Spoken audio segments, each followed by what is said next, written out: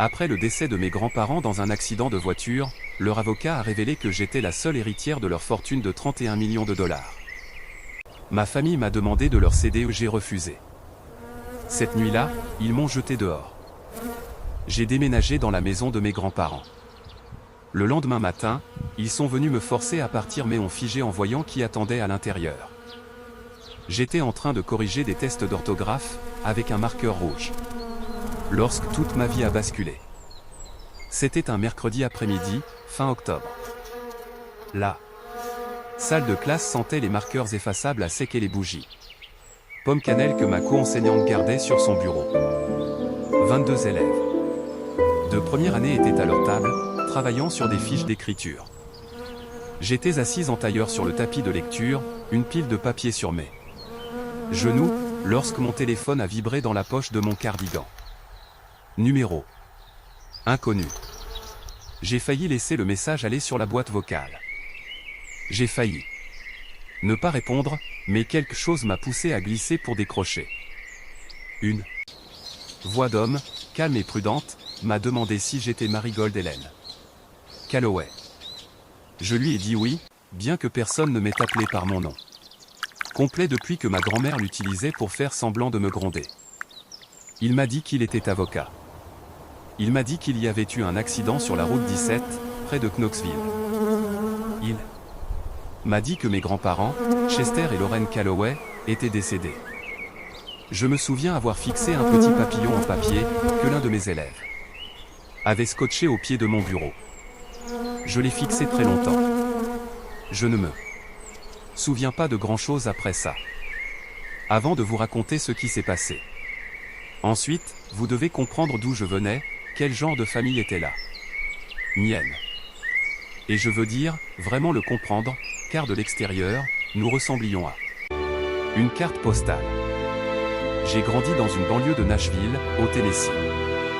Mes parents, mon père, Douglas, et ma mère, Patrice, étaient le genre de personnes qui se souciaient énormément des apparences.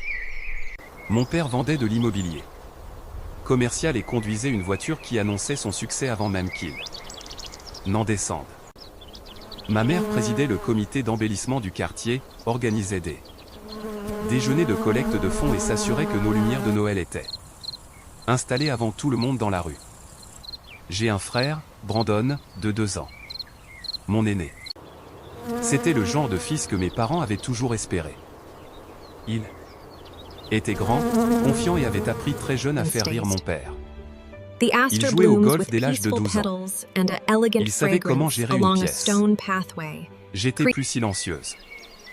J'aimais les livres, les orages et aider les choses à pousser. J'étais l'enfant qui posait trop de questions sur les mauvaises choses. Et pas assez sur les bonnes, du moins selon ma mère. À table, j'étais en grande partie un bruit de fond. Le seul endroit où je pouvais vraiment respirer était la maison de mes grands-parents, dans les contreforts, près de Knoxville. Chester et Lorraine avaient bâti une entreprise de camionnage et de logistique, Calloway Freight Solutions, à partir de rien. Littéralement rien. Mon grand-père a commencé avec un camion emprunté et une route qui le menait de Knoxville à Charlotte. Retour, dormant dans des aires de repos pour économiser sur les motels.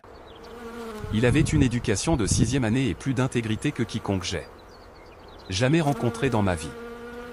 Leur maison était petite et un peu tordue, et elle sentait le café et la fumée de bois. Ma grand-mère avait des plants de tomates le long de la clôture arrière. Mon grand-père avait un atelier où il me laissait lui passer des outils et m'expliquait à quoi chacun servait. Mon père avait honte d'eux. Il appelait leur quartier le trou, même si ce n'était pas le cas. Il faisait des commentaires lors des dîners de famille, des remarques discrètes et cinglantes sur leur camion dans l'allée ou sur la façon dont ma grand-mère coupait ses coupons. Il ne le disait jamais directement, mais le message était clair, ces gens étaient en dessous de nous. Oublions qu'ils avaient payé la maison où nous vivions. Oublions qu'ils avaient donné à mon père un acompte, pour sa première affaire commerciale, sans sourciller. Oublions qu'à chaque fois que l'entreprise de mon père trébuchait, c'était Chester et Lorraine qui le rattrapaient discrètement. Ils ne s'en sont jamais plaints. Pas une seule fois. Pas à moi. J'y passais mes étés. Ma grand-mère m'a appris à faire des biscuits à partir de zéro, à coudre un ourlet droit et à regarder les gens dans les yeux quand ils vous parlaient. Mon grand-père m'a appris qu'un accord conclu par une poignée de main, avec une personne intègre, valait plus que n'importe quel contrat. Il m'a appris que les gens qui travaillent le plus dur sont généralement ceux que la plupart des gens ne remarquent pas, et qu'un bon leader les remarque en premier. Quand j'ai dit à mes parents que je voulais être enseignante, ma mère a posé sa fourchette. Lentement, comme elle le faisait quand elle se ressaisissait. Marigold, a-t-elle dit, tu as des options. Mon père a juste dit, nous ne paierons pas pour ça. Et ils ne l'ont pas fait. Mes grands-parents l'ont fait. Sans hésitation. Ma grand-mère m'a envoyé une carte la semaine où j'ai commencé mon programme d'études.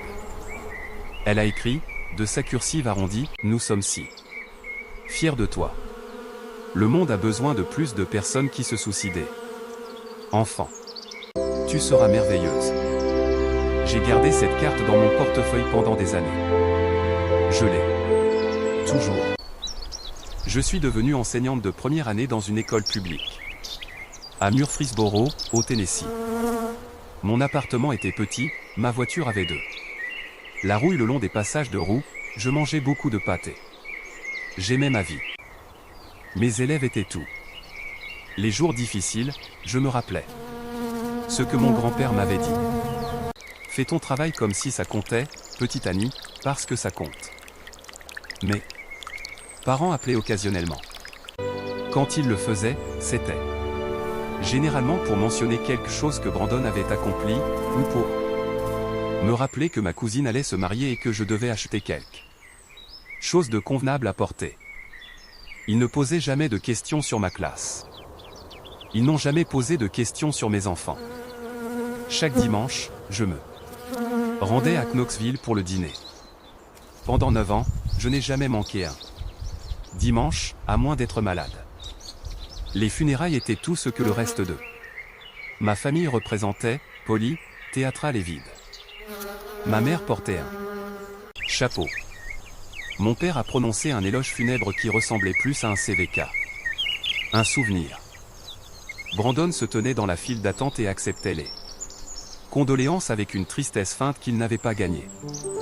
La famille élargie, que je n'avais pas vue depuis des années, remplissait les bancs, murmurant à quel point Chester et Lorraine avaient été des gens merveilleux, ce qui aurait été plus émouvant si l'un d'eux s'était donné la peine de leur rendre visite au cours de la dernière décennie. Je me tenais au fond et je pleurais, et personne ne l'a remarqué. 2 semaines plus tard, nous avons été convoqués au bureau d'un avocat nommé Gerald Fitch. Son bureau était au centre-ville de Knoxville, au 4e étage d'un bâtiment, avec vue sur la rivière Tennessee. Tout y était poli et silencieux. Mon père était assis sur sa chaise comme un homme qui avait déjà mentalement redécoré la pièce. Les mains de ma mère étaient jointes sur ses genoux, les ongles peints d'un prune foncé. Brandon avait conduit 2 heures pour ça et ne pouvait s'empêcher de jeter des coups d'œil à la porte, comme si quelque chose de mieux pouvait en sortir. Gerald Fitch a lu le langage standard. J'en ai à peine entendu une partie.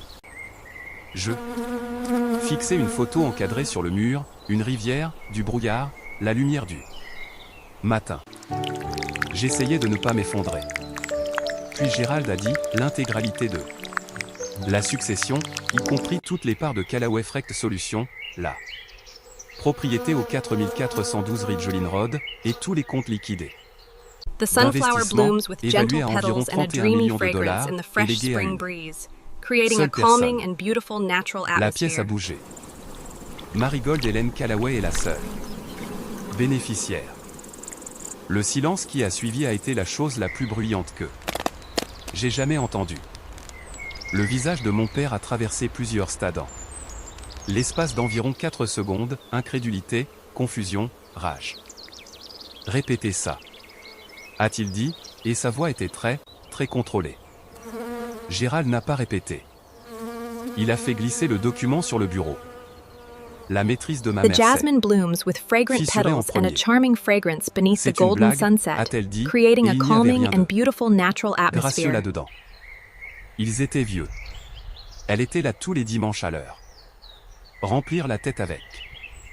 Ils anticipaient des questions sur leur capacité.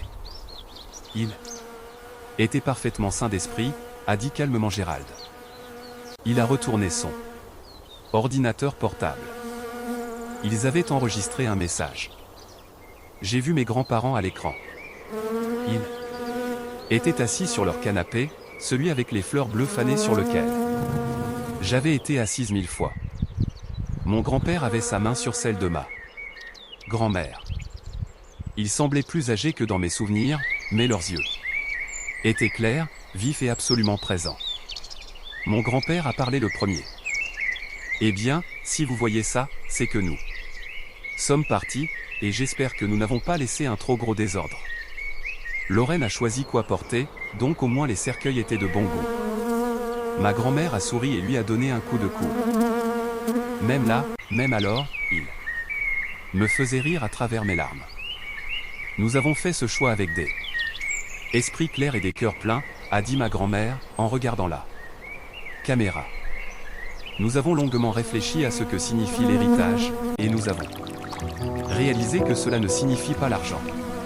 Cela signifie des valeurs. Cela signifie ce que vous laissez derrière vous et les personnes qui vous portent en avant. Mon grand-père s'éclaircit la gorge. The heather Douglas et blooms with Patrice, peaceful nous petals and a dreamy fragrance beneath the golden Vous êtes sunset, nos enfants, creating mais a il y a une calming and différence beautiful entre l'amour et natural la atmosphere. confiance, et nous avons appris cette différence au fil des ans. Nous avons observé comment vous traitiez cette famille, comment vous traitiez cet argent, et comment vous traitiez les gens qui ne pouvaient rien faire pour vous. Nous vous avons vu. Ma grand-mère a regardé directement l'objectif. Et nous avons vu Marigold. Elle est venue tous les dimanches pendant 9 ans. Elle s'est assise avec nous. Elle n'a jamais rien demandé. Elle riait aux blagues.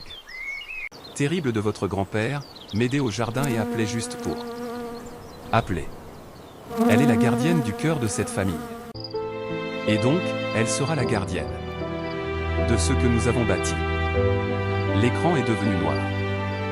Je ne décrirai pas en détail ce qui s'est passé dans cette pièce après la fin de la vidéo, sauf pour dire que ce ne fut ni bref ni silencieux. Mon père a utilisé des mots que je ne répéterai pas. Ma mère a pleuré d'une manière qui n'avait The rien à voir jasmine avec le blooms with gentle petals and a chagrin. fragrant fragrance in a Brandon quiet me garden, regardait avec un mépris creating a si pur qu'il calming en and était presque beautiful natural éclaircissant. atmosphere. Ils m'ont convoqué chez mes parents ce soir-là. J'y suis allé parce qu'une partie de moi croyait encore qu'il y avait peut-être quelque chose à sauver. Il n'y en avait pas. Mon père avait fait préparer des documents, un transfert de contrôle administratif. Il gérerait la succession. Je recevrais une allocation généreuse, il a utilisé ces mots exacts, de 15%. Tu es une maîtresse d'école de première année, a dit ma mère, comme si c'était un diagnostic. Tu ne peux pas diriger une entreprise de plusieurs millions de dollars. C'est le choix responsable. The geranium Marigold. blooms with graceful C'est nous petals qui te and a gentle protégeons. fragrance beneath the J'ai golden regardé les sunset, papiers sur leur creating a table calming basse. and beautiful natural J'ai pensé atmosphere. à la voix de ma grand-mère sur cet écran. Elle est la gardienne du cœur de cette famille. Non, ai-je dit. Ils ont haussé le ton. Brandon a claqué une armoire. Mon père m'a dit que si je quittais cette maison sans signer, c'en était fini de moi. Pas de vacances, pas d'appel. Plus de famille. Morte pour eux. Je suis parti. J'ai appris dans leur queue. Mon père possédait mon immeuble. Il l'avait toujours possédé, par l'intermédiaire d'une société écran, Crestview Property Holdings LLC, et je ne l'avais jamais su. Un SMS est arrivé, un avis d'expulsion formelle, effectif à minuit. J'ai emballé ce que je pouvais. Vêtements, livres, les lettres que mes grands-parents m'avaient envoyées au fil des ans, la courte pointe que ma grand-mère avait faite quand j'ai commencé. L'université, cousue à la main avec des chutes de ses robes de maison, de vieilles flanelles de mon grand-père, et un carré de mon costume d'Halloween. D'enfant. Alors que je sortais ma dernière boîte, mon père se tenait sur le trottoir. Il m'a dit que j'avais été un accident. Il m'a dit qu'ils The avaient heather été heureux blooms avant. with peaceful petals and a Ma dreamy venue. fragrance around a tranquil Il a dit que je backyard, n'avais fait que creating compliquer a sa vie. calming and beautiful natural Je suis monté. atmosphere. Dans ma voiture. J'ai conduit vers Knoxville. Gérald Fitch était sur le porche de mes grands-parents le lendemain matin, avec 2 tasses de café et un sac de biscuits de la boulangerie de la ville. Il m'a appelé toute la nuit. Comme je n'ai pas répondu, il a dit qu'il avait deviné que j'avais fini là où je devais être. Il est entré et s'est assis en face de moi à la table de la cuisine et m'a raconté ce que mes grands-parents avaient passé les 4 dernières années à construire. Un dossier. Puis un autre. Les journaux de ma grand-mère, documentant chaque prêt que mon père avait pris. Et jamais remboursé. Chaque fois qu'il les avait traités de fous derrière leur dos. Chaque fois que The ma tante zinnia s'était blooms plainte de with sa gentle pauvreté, petals and a puis avait soft posté des fragrance photos de beside a vacances crystal clear lake, sur creating a Facebook. calming and beautiful Des natural copies d'un prêt de atmosphere. 240 000 $ à mon père, co-signé par mon grand-père il y a 5 ans, qui n'avait jamais été remboursé et que mon père cachait à ses propres associés. Et puis Gérald a ouvert son ordinateur portable et m'a montré les images de sécurité. Primrose blooms with 2 gentle jours après petals les and a funérailles, graceful mon fragrance père et ma beside mère a étaient crystal entrés clear dans la lake, creating a maison calming avec une and clé de beautiful rechange. natural atmosphere. À la caméra, ma mère est allée directement à la bibliothèque dans le couloir, a fait glisser un panneau à fond creux et a ouvert la petite boîte ignifuge derrière. Elle a pris les boucles d'oreilles en perles de ma grand-mère, la broche de grenat qu'elle portait chaque Noël, un médaillon en or qui avait appartenu à mon arrière-grand-mère. Mon père se tenait à la fenêtre, les bras croisés. Mes grands-parents avaient installé le système spécifiquement parce qu'ils craignaient exactement cela. Ils avaient pensé à tout. Des certifications médicales confirmant leur pleine compétence mentale, signées dans les 6 mois suivant leur décès. Des déclarations sous serment de leur pasteur, de leur médecin, de leurs voisins. Depuis 31 ans. Ils avaient bâti une forteresse, puis ils m'avaient remis les clés. Les jours suivants, les personnes en qui mes grands-parents avaient confiance sont venues. Celles qui étaient restées discrètement en retrait, attendant d'aider. Dolores. La meilleure amie de ma grand-mère depuis 40 ans, qui a apporté un deuxième journal et assez de gratin pour nourrir une petite ville. Hector, qui avait travaillé dans le garage de la flotte de mon grand-père pendant 22 ans et avait entendu mon père au téléphone un après-midi crier que mon grand-père était un vieil homme avare qui n'attendait que de mourir. Warren, l'associé de mon grand-père, qui a étalé les dossiers financiers sur la table de la cuisine avec une fureur tranquille. Et la juge Sandra Beaumont, qui avait grandi à côté de mes grands-parents et qui est arrivée en blazer et a dit simplement, Chester a fait appel à toutes les faveurs que je lui devais.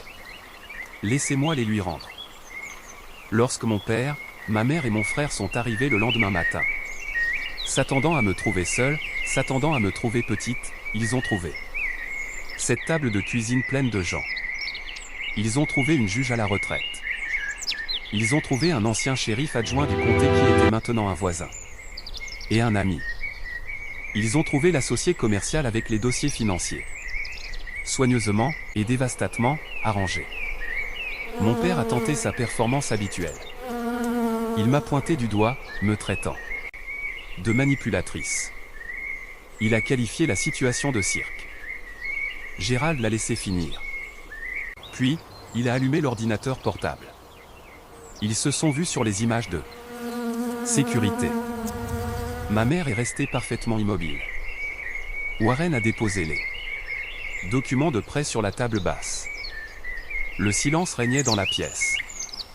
Le genre de silence qui s'installe dans un endroit lorsque tous ceux qui s'y trouvent savent que la dispute est terminée. The freesia blooms with colorful regardé mon petals and a père. refreshing fragrance beneath la the golden sunset, Première fois de creating ma a vie, calming and je l'ai vu beautiful clairement, natural non pas atmosphere. comme la figure d'autorité que j'avais passé 30 ans à essayer de satisfaire, mais comme un homme effrayé, cupide, qui ne s'était jamais demandé quel genre de personne il devenait. Tu n'es pas venu ici pour me protéger, ai-je dit.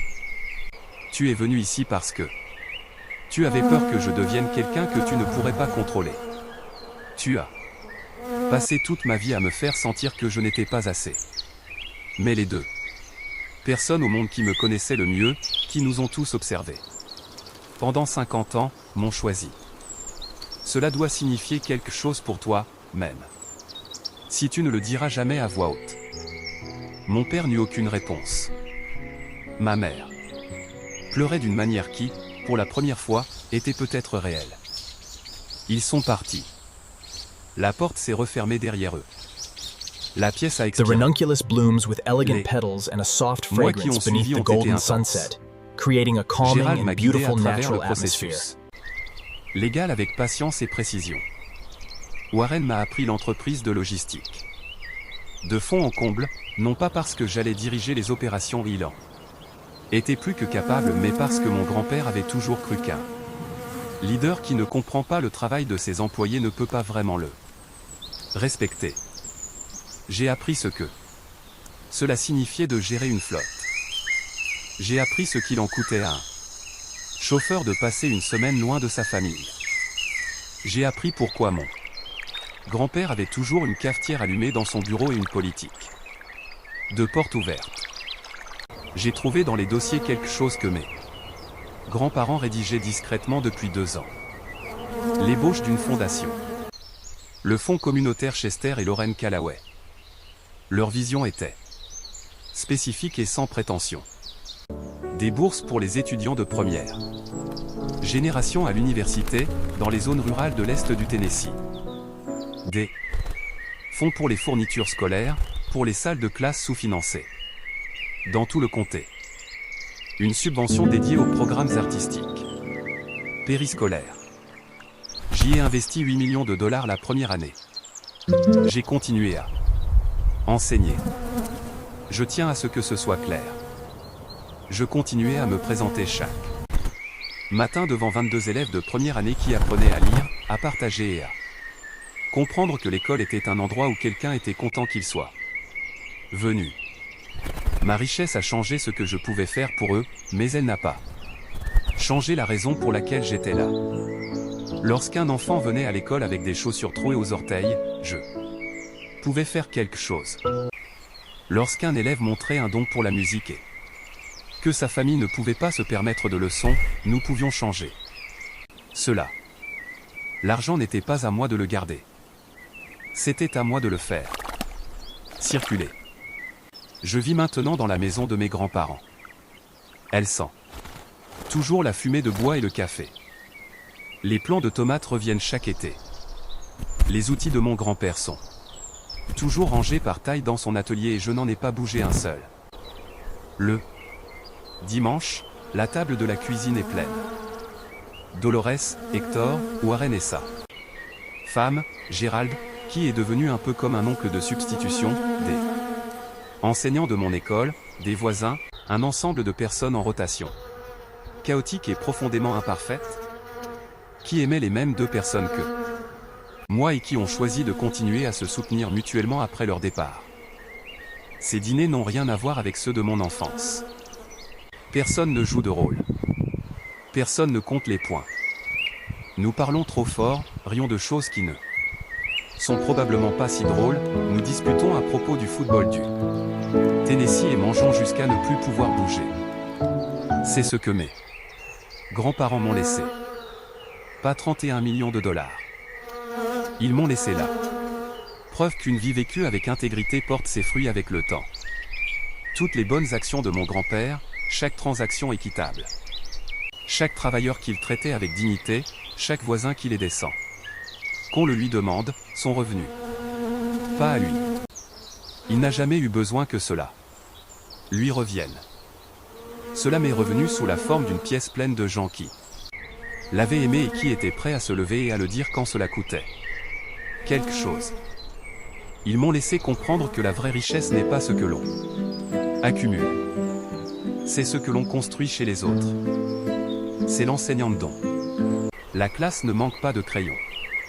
C'est l'enfant d'une petite ville qui peut Aller à l'université parce que quelqu'un qu'elle n'a jamais rencontré a décidé qu'elle valait la peine d'investir.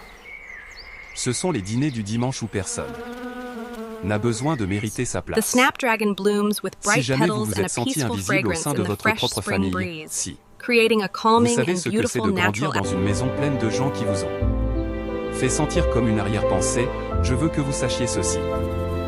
Les gens qui vous voient vraiment sont là. Parfois, ce ne sont pas ceux que vous attendez. Parfois, ce sont ceux que le reste du monde ignore. Et parfois, les gens qui étaient censés vous aimer vous montrent exactement qui ils sont, et la chose la plus puissante que vous puissiez faire est de les croire. Ne passez pas votre vie à auditionner pour des gens qui ont déjà pris leur décision à votre sujet. Allez être avec les gens qui se présentent le dimanche. Si cette histoire vous a touché, laissez un commentaire ci-dessous.